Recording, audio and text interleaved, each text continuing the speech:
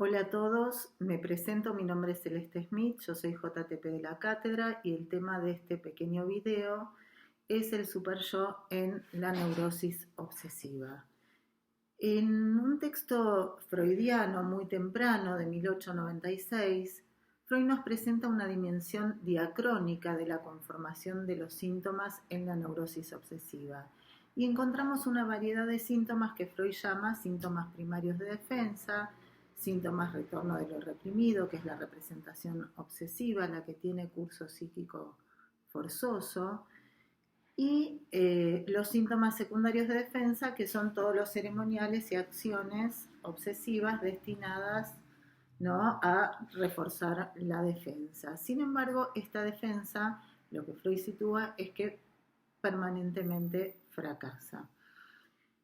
Esta variedad, esta diacronía, yo les propongo leerla a partir de una tesis freudiana del texto dedicado al hombre de las ratas, un texto de 1909, y que en la página 176 dice lo siguiente: con el tiempo, aquello sobre lo cual recae la defensa consigue abrirse paso en aquello mismo mediante lo cual la defensa actúa. Es decir, que aquello de lo que la neurosis obsesiva se quiere defender se cuela, se abre paso en aquellos medios que la defensa utiliza. Este planteo es retomado en un texto muy posterior de Freud de 1926, el texto Inhibición, Síntoma y Angustia, un texto que además es posterior a la introducción, ¿no?, del último dualismo pulsional, pulsión de vida, pulsión de muerte. Y retoma el planteo del siguiente modo. Dice así en la página 112: la tendencia general de la formación de síntoma en el caso de la neurosis obsesiva consiste en procurar cada vez mayor espacio para la satisfacción sustitutiva. Así, el resultado de este proceso, que se aproxima cada vez más al total fracaso del afán defensivo inicial, es un yo extremadamente limitado que se ve obligado a buscar sus satisfacciones en los síntomas. Puede llevar a un temido resultado final, la parálisis de la voluntad del yo. Y ahí introduce el tema que nos compete. Dice así Freud: el conflicto hiperintensificado entre el ello y superyo, que gobierna esta afección desde el comienzo mismo, puede extenderse tanto que ninguno de los desempeños del yo, que se ha vuelto incapaz para la mediación, se sustraiga de ser englobado en él. Es decir, que Freud va a situar el conflicto para esta neurosis entre el ello y el superyo.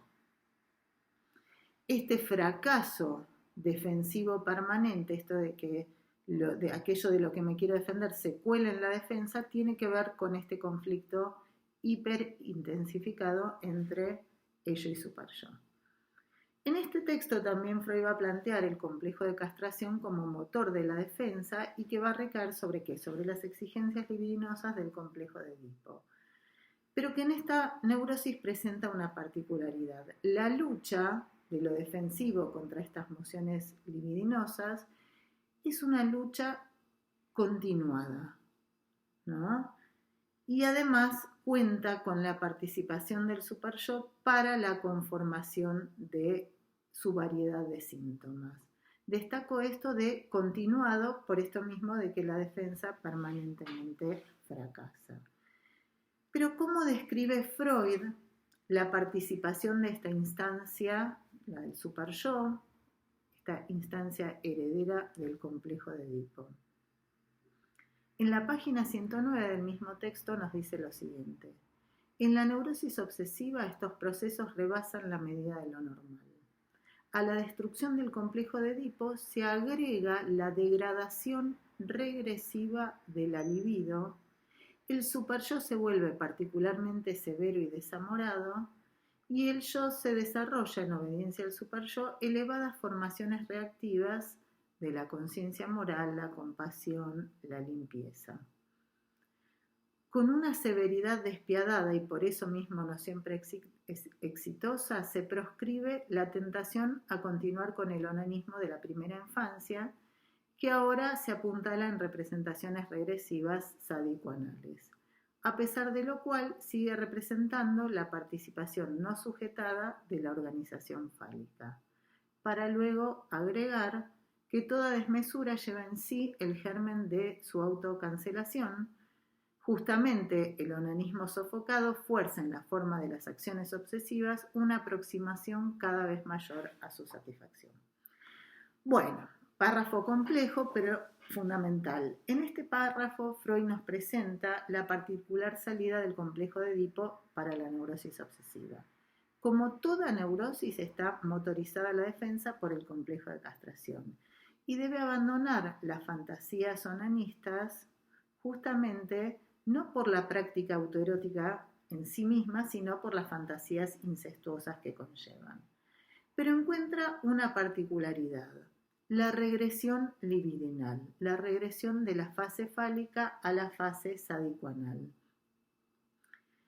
Esta regresión, ¿cómo entenderla? Porque esto no implica que en la neurosis obsesiva se abandone la lógica fálica, ¿no? Esa fase que es propia del Edipo y su salida, sino que tenemos que plantearlo, porque dice, sigue operando, dice Freud, la parte de la fase fálica no sujetada, pero apuntalada, dice él, en representaciones regresivas sádico-anales. ¿Qué quiere decir esto? Que el tener, la lógica del tener o no tener fálico, opera en un lenguaje anal, retengo o expulso. Por eso Freud nos da el ejemplo de, en la neurosis obsesiva, para retener la masculinidad, retenerla, no ejercerla, retenerla, se abandona todo que hacer con ella. Fíjense que entonces lo fálico no deja de estar vigente, sino que se traduce en un lenguaje anal. Por ejemplo, si este onanismo que conlleva fantasías edípicas se inscribe en el aparato psíquico como un tener las manos sucias, la defensa, motorizada por el complejo de castración, consistirá, por ejemplo, en lavarse las manos. Pero como de esa defensa también participa el superyo, que tiene características particulares, aquel onanismo que se inscribió como un tener las manos sucias se cuela en la defensa misma y el lavarme las manos se vuelve compulsivo y cada vez más se asemeja al onanismo del cual intenté defenderme. Eso implica que se sexualizó la defensa, se volvió compulsiva, se volvió la defensa un síntoma. Pero planteemos otra pregunta. ¿Por qué el superyo severísimo se vuelve en esta neurosis, como lo dice Freud, más duro, martirizador y desamorado? Freud conceptualiza que la regresión a la fase sádico-anal constituye el primer éxito de la lucha defensiva del yo que se propone rechazar en todo o en parte la fase fálica. Y a esta regresión Freud la explica metapsicológicamente como una desmezcla de pulsiones.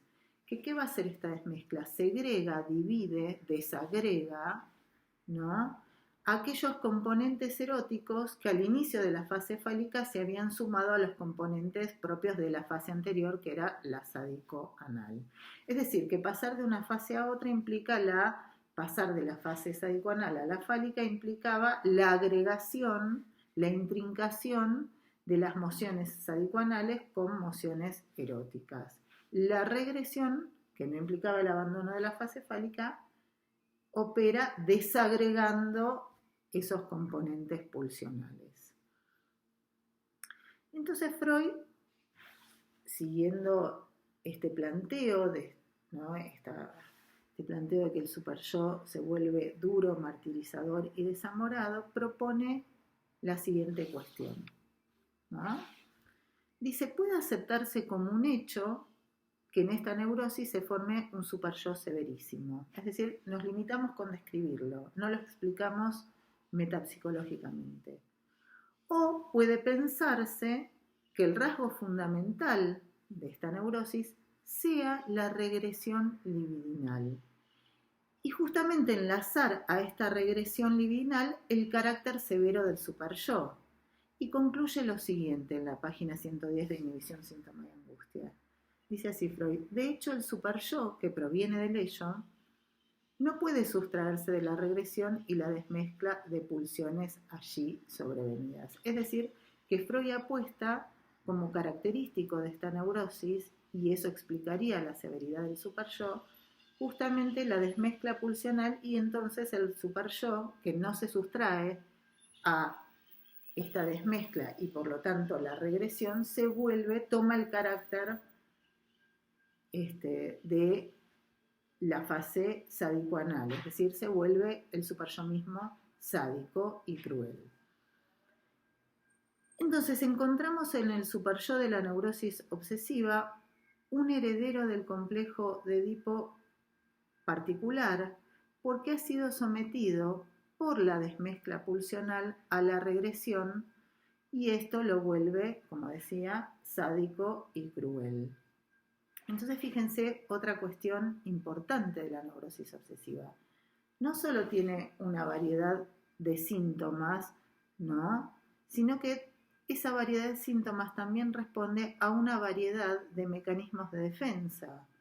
Opera la represión, ¿no?, pero también operan las formaciones reactivas y todos esos escrúpulos de la conciencia, la vergüenza, la desconfianza de sí, la limpieza, ¿no? Y también, y fundamental, como característico específico de esta neurosis, la regresión libidinal, que lo fálico opere en un lenguaje de una fase anterior. Para que esto les quede claro, tomemos como ejemplo la representación obsesiva del hombre de las ratas. Tú debes devolver 3,80 coronas al teniente primero A. Lacan, en el seminario 1, seminario de 1953, en la página 161, dice lo siguiente: nos plantea que el superyo es un imperativo, ¿no?, es coherente con el registro y la noción de la ley.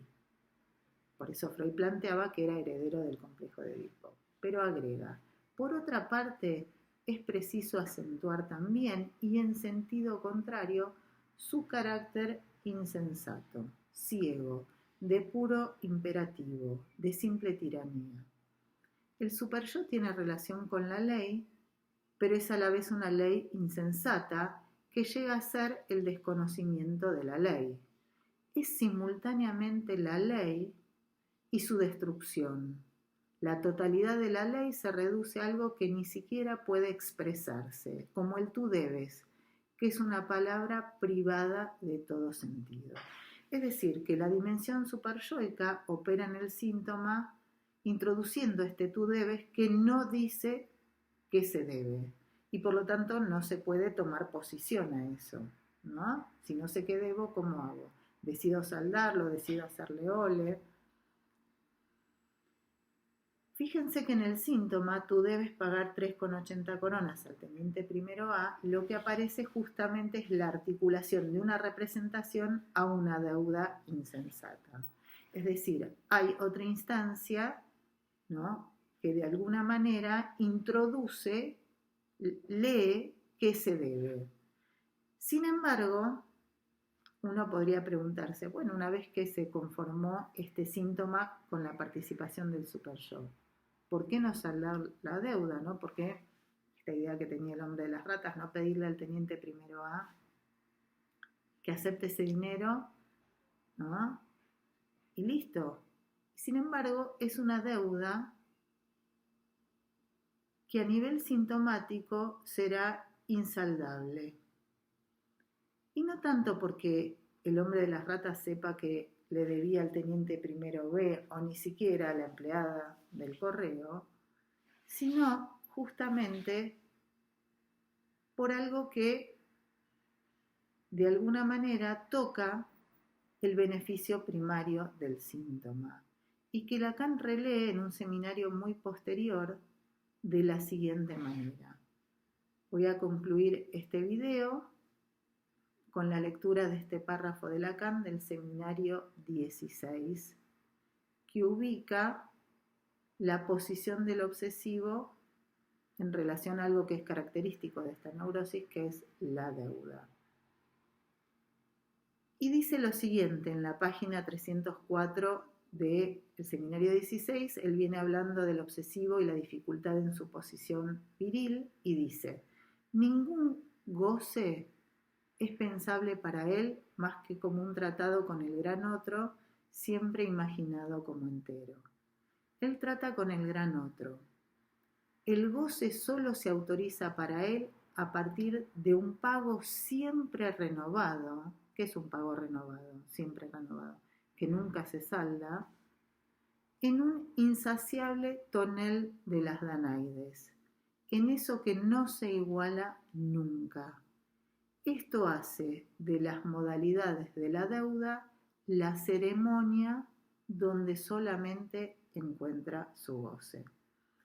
Bueno, para concluir, más allá de este párrafo riquísimo de Lacan, les recomiendo la lectura del texto de nuestro titular, un texto muy lindo que se llama Super Yo, Carozo del Padre.